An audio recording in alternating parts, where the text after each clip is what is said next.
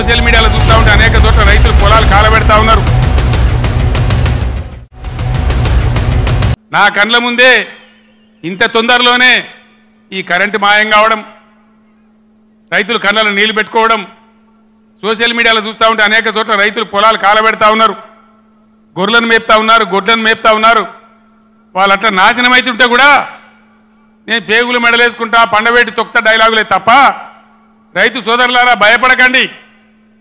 ఒకనాడు ఇదే ఎస్ఆర్ఎస్పీకి నీళ్ళు తక్కువ పడితే సింగూరు డ్యాంలో ఉంటే అక్కడి నుంచి తెచ్చి వరంగల్ దాకా ఇచ్చి కూడా పంటలు కాపాడిన సిఆర్ గారు నా పక్కనే ఉన్నారు.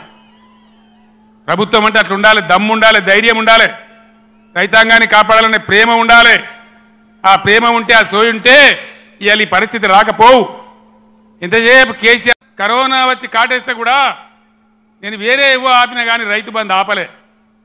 వ్యవసాయం జరగాలి, గ్రామాలు నిలబడాలి, రైతాంగం నిలబడాలని కరోనా వచ్చి బాధ పెట్టినా, ఖజానాల డబ్బులు లేకున్నా, అప్పో సప్పో చేసైనా సరే రైతు బంధు ఆపలే. ఇలాగా రైతు బంధు ఏ శాతం అయితే లేదా?